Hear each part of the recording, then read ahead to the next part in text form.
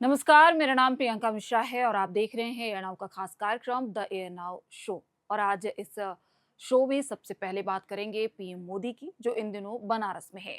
वहां उन्होंने मॉरिशस के प्रधानमंत्री नवीन चंद्र रामगुलाम से मुलाकात की। दोनों देशों के बीच कई मुद्दों पर अहम बातचीत हुई और कुछ समझौतों पर दस्तखत भी किए गए। इस दौरान पीएम मोदी ने कहा कि भारत और मॉरिशस सिर्फ पार्टनर नहीं हैं, बल्कि परिवार की तरह हैं। ये कोई औपचारिक मुलाकात नहीं थी, बल्कि दिल से दिल का मिलन है। प्रधानमंत्री मोदी के बाद मॉरिशस के प्रधानमंत्री नवीन चंद्र रामगुलाम ने कहा कि भारत हमेशा मॉरिशस की तरक्की और विकास में साथ रहा है। वाराणसी में मुझे और मेरी पत्नी का जो शानदार स्वागत किया गया, उसे देखकर हम हैरान हैं। शायद ही किसी और प्रधानमंत्री को ऐसा स्वागत मिला हो।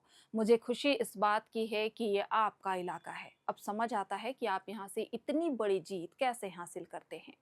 इससे पहले प्रधानमंत्री मोदी ने पुलिस लाइन से 3 किलोमीटर का रोड शो किया और होटल ताज पहुंचे। रास्ते में हजारों लोग उनका स्वागत करने के लिए सड़कों पर जमा थे। लोगों ने फूल बरसाए, शंख बजाए। इतना उत्साह देकर पीएम मोदी ने ड्राइवर से गाड़ी को लोगों के और करीब ले जाने को कहा। शाम मॉरिशस के पीएम नमो घाट से क्रूज पर सवार होकर दशाश्वमेध घाट जाएंगे और वहां गंगा आरती देखेंगे। उनके सम्मान में योगी सरकार ने होटल ताज में रात के खाने का आयोजन भी किया है। मॉरिशस के प्रधानमंत्री 9 से 16 सितंबर तक भारत के दौरे पर हैं। कल यानी कि 12 सितंबर को वो बाबा विश्वनाथ मंदिर में दर्शन करेंगे। फिर सुबह 10:30 बजे अयोध्या जाएंगे और रामलला के दर्शन करेंगे। वो बुधवार शाम को वाराणसी पहुंचे थे। इसके अलावा मॉरिशस के प्रधानमंत्री तिरुपति बालाजी मंदिर भी जाएंगे और मुंबई में एक बिजनेस प्रोग्राम में हिस्सा भी लेंगे। इससे पहले वो मई 2014 में भी भारत आए थे, जब वो प्रधानमंत्री मोदी के शपथ ग्रहण समारोह में शामिल होने वाले इकलौते गैर सार्क नेता थे। इधर दूसरी ओर देश की राजधानी में एक और नया विवाद छिड़ गया है। असल में उपराष्ट्रपति चुनाव में विपक्षी सांसदों की क्रॉस वोटिंग को लेकर बवाल मचा हुआ है। टीएमसी सांसद और पश्चिम बंगाल की मुख्यमंत्री ममता बनर्जी के भतीजे ने दावा किया है कि बीजेपी ने विपक्ष के हर सांसद को खरीदने के लिए 15 से 20 करोड़ रुपए खर्च किए गए। दूसरी तरफ बीजेपी ने कहा कि क्रॉस वोटिंग से ये साफ है कि विपक्षी गठबंधन में आपसी फूट और मतभेद है। केंद्रीय मंत्री किरण रिजिजू ने चुटकी लेते हुए कहा कि इंडिया गठबंधन के कुछ सांसदों को शुक्रिया, जिन्होंने अपनी अंतरात्मा की आवाज सुनकर एनडीए के उम्मीदवार सीपी राधाकृष्णन को वोट दिया। मंगलवार को हुए मतदान में 788 में से 767 सांसदों ने वोट डाला। राधाकृष्णन को 452 वोट मिले, जबकि इंडिया के उम्मीदवार सुदर्शन रेड्डी को 300 वोट, 15 वोट अमान्य माने गए। राधाकृष्णन ने रेड्डी को 152 वोटों से हरा दिया। चुनाव में कम से कम 14 विपक्षी सांसदों के एनडीए के पक्ष में वोट देने की बात सामने आ रही है।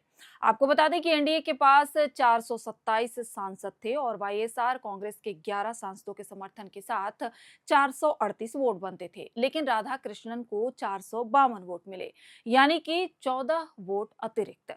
बीजेपी का दावा है कि विपक्ष के 15 सांसदों ने एनडीए को वोट दिया और कुछ ने जानबूझकर अमान्य वोट डाले।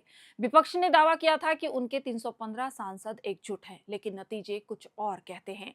कांग्रेस पार्टी से मनीष तिवारी का कहना है कि अगर क्रॉस वोटिंग हुई है तो इंडिया गठबंधन के हर दल को इसकी गंभीरता से जांच करनी चाहिए। ये बहुत ही गंभीर मामला है। अगर इसमें जरा सी भी सच्चाई है तो निष्पक्ष जांच जरूरी है। वहीं आरजेडी नेता तेजस्वी यादव ने सफाई देते हुए कहा कि हमारी तरफ से कोई क्रॉस वोटिंग नहीं हुई है। आरजेडी के 9 सांसदों ने इंडिया गठबंधन को ही वोट दिया है। वहीं दूसरी ओर सुप्रिया सुले ने सवाल उठाते हुए कहा कि अगर वोटिंग गुप्त थी तो बीजेपी को कैसे पता कि किसने किसे वोट दिया।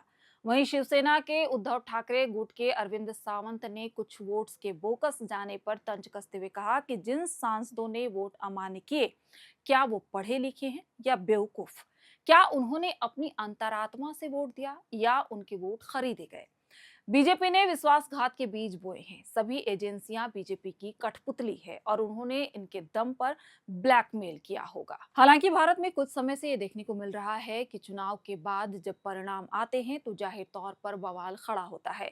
चुनावी प्रक्रिया पर सवाल खड़ा किया जाता है। खैर, अब भारत को एक नया उपराष्ट्रपति मिल गया है, जिसके शपथ ग्रहण की तैयारियां भी अब शुरू हो चुकी हैं, जिसके बाद जल्द ही वो अपना कार्यभार भी संभाल लेंगे। अब भारत में एक और जहां उपराष्ट्रपति पद के चुनाव के बाद बवाल खड़ा हुआ है, वहीं दूसरी ओर अमेरिकी उपराष्ट्रपति के समर्थक की अमेरिका में गोली मारकर हत्या कर दी गई है।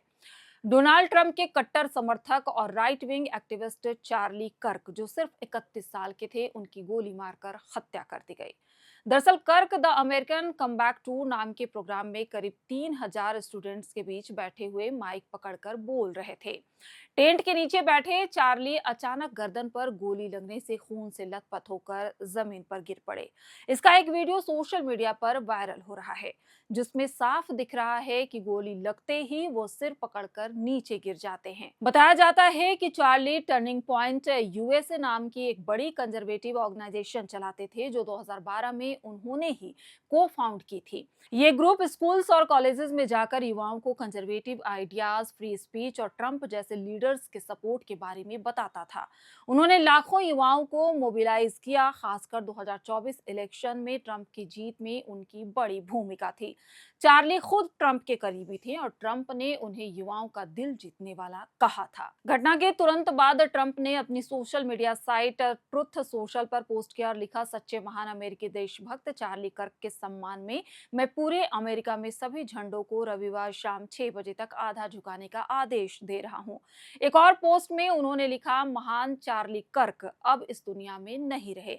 अमेरिका के युवाओं को उनसे बेहतर कोई नहीं समझ पाया और ना ही उनके दिल तक कोई पहुंच पाया।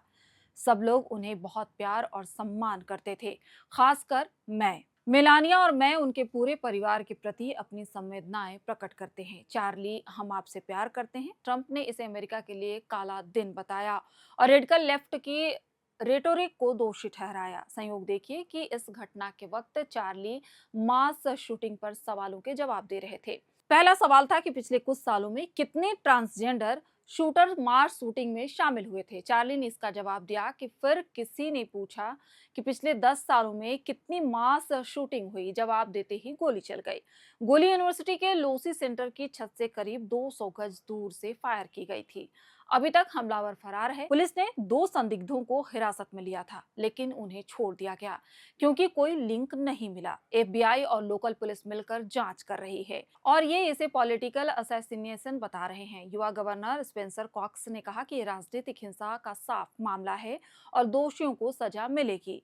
यूनिवर्सिटी ने कैंपस बंद कर दिया है, क्लासेस कैंसिल और स्टूडेंट को सेफ्टी अलर्ट भेजे गए हैं। याद हो कि 2024 में ट्रंप पर 2 अटेम्प्ट हुए थे। जून में एक डेमोक्रेट लॉमेकर और उनके हस्बैंड की हत्या की गई थी। अप्रैल में पेंसिल्वेनिया गवर्नर के घर पर आग लगाई गई। दोनों पार्टियों के लीडर्स ने इसे कंडेम किया। जेडी वैंस ने चार्ली को अच्छा इंसान और युवा पिता कहा, जबकि कैलिफोर्निया गवर्नर गेविन न्यूसम ने इसे घिनौना बताया। उधर अमेरिका में हुई इस घटना के बाद जहां लोग हॉरिफाइड बताए जा रहे हैं, वहीं भारत में सीआरपीएफ ने राहुल गांधी की एक आदत से परेशान होकर मल्लिकार्जुन खड़गे को एक पत्र लिखा है। असल में हाल में राहुल गांधी ने कई बार अचानक विदेश यात्राएं की और वो भी बिना किसी तय प्लान के। इससे उनकी सुरक्षा में लगे सीआरपीएफ वालों को काफी परेशानी हुई। सीआरपीएफ ने कांग्रेस के राष्ट्रीय अध्यक्ष मल्लिकार्जुन खड़गे को चिट्ठी लिखी है और बताया है कि राहुल गांधी ने अपनी विदेश यात्राओं के दौरान सुरक्षा नियमों का पालन नहीं किया। साथ ही केंद्रीय सशस्त्र पुलिस बल ने राहुल गांधी को एक पत्र लिखा, जिसमें उनकी सुरक्षा को लेकर गंभीर चिंता जताई गई है। अधिकारियों का कहना है कि राहुल गांधी को जेड प्लस सुरक्षा मिली हुई है, जिसमें एडवांस सिक्योरिटी लाइजन कवर भी शामिल है, लेकिन हाल में कई बार उन्होंने इन नियमों को तोड़ा है। सीआरपीएफ ने अपनी चिट्ठी में लिखा है कि ऐसी लापरवाही वीवीआईपी सुरक्षा को कमजोर करती है, इससे खतरा बढ़ सकता है। समाचार एजेंसी एएनआई के सूत्रों के मुताबिक सीआरपीएफ ने 10 सितंबर को राहुल और खड़गे को ये चिट्ठी लिखी है। इनमें सुरक्षा के मुद्दे उठाए गए और आगे की यात्राओं में नियमों का पालन करने की गुजारिश की गई है। चिट्ठी में राहुल की Italy, Vietnam, Dubai, Qatar, London और मलेशिया जैसी विदेश यात्राओं का जिक्र है, जो वो निजी या राजनीतिक कामों के लिए करते हैं। बता दें कि येलो बुक प्रोटोकॉल के तहत जिन लोगों को हाई लेवल सिक्योरिटी मिली होती है, उन्हें अपनी हर गतिविधि, खासकर विदेश यात्रा की जानकारी पहले से सुरक्षा एजेंसी को देनी होती है, ताकि पुख्ता इंतजाम किया जा सके। लेकिन अधिकारियों का कहना है कि राहुल ने इन नियमों का बार बार पालन नहीं किया, जिसकी वजह से उन्होंने पत्र लिखकर अपनी आपत्ति जाहिर की है। खैर, आज के एपिसोड में बस इतना ही। मेरे साथ कैमरे के पीछे हैं अभिषेक, जो इस पूरे वीडियो को रिकॉर्ड कर रहे थे। मैं कल फिर मिलूंगी महत्वपूर्ण खबरों के साथ। और हाँ, तब तक आप हमारे चैनल पर मौजूद अन्य खबरों को देख और सुन सकते हैं और अपनी राय हमें कमेंट ज़रूर करें, क्योंकि आपका साथ हमारे लिए बेहद महत्वपूर्ण है। आप सभी का बहुत बहुत शुक्रिया। शुभ रात्रि।